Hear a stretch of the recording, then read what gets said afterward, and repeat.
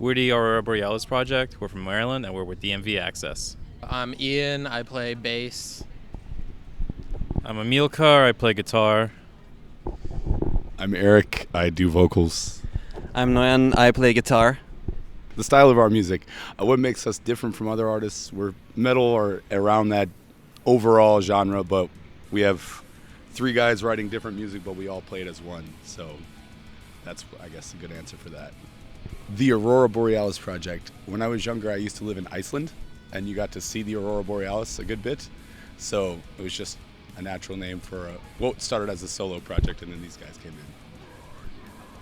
in. The way that we met, I actually don't remember all the way, but basically we're all just in bands that are around the area and stayed connected through social media. So We met through Carthage, you and I. Yes, we're both in a band called Carthage. He later joined Carthage. That's Ian, and I'm not sure. I don't know this guy. Why are you here? I just showed up. I'm sorry. What is this? Do I get free coffee? I guess it was through Waking the Monolith. Just us playing together and talking to you, and eventually we started doing stuff together. Yes, I actually asked him to do a song for the solo project. The way that it started out was I only do vocals, and I would ask people to do instrumentals and contribute them to the project, and then I would put them out through that, and I just asked him randomly. And he said, "Who are you?" So there you go.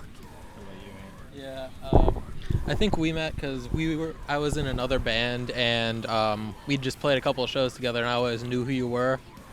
And like, You know who the camera was? no. But yeah, I was in another band, and we just played a couple of shows together, and then we just talked online, and he eventually just asked me to. No, I think I joined one of your other bands. Was it Illuminations first? And then I later started doing stuff for his solo project. So yeah, I think that was it.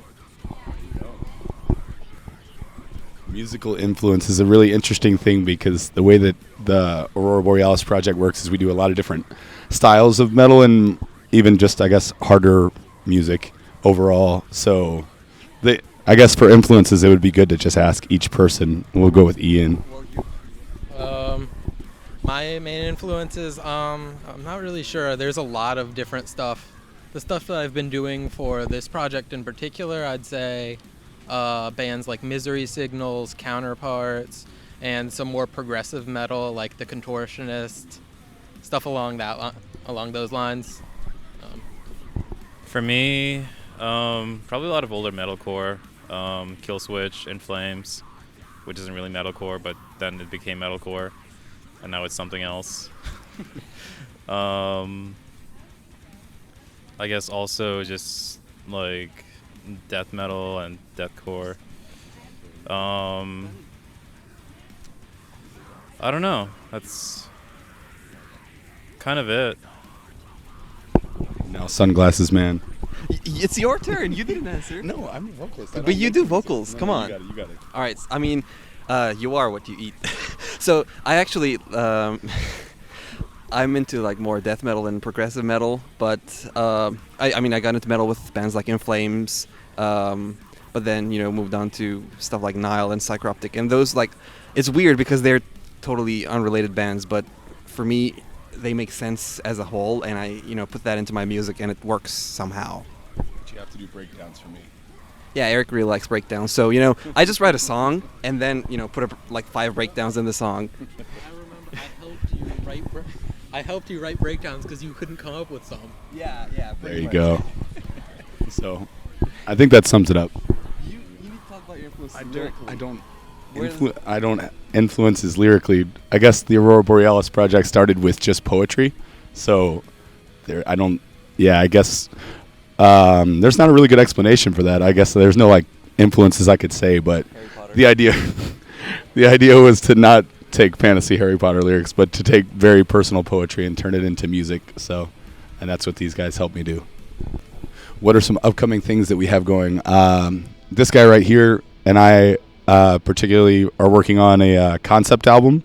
So the first song from that, Hold of Hades, is coming out soon. It's kind of like this whole redemption story type album. So I thought you weren't doing fantasy lyrics, and then it's like Hades. Where does that come from?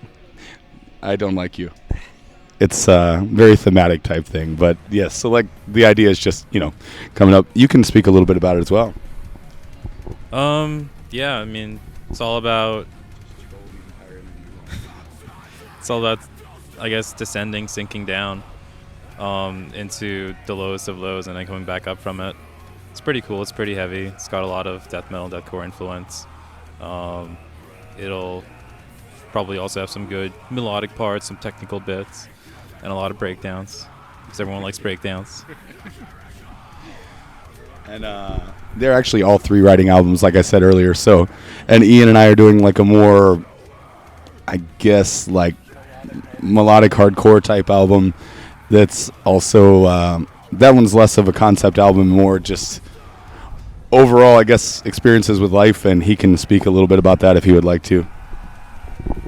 I don't really know. It's just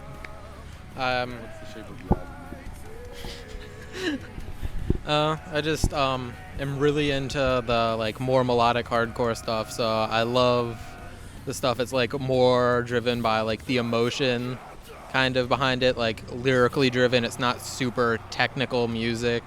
It's a bit more simplistic, but I think it's turning out really well. I don't know. So props to you.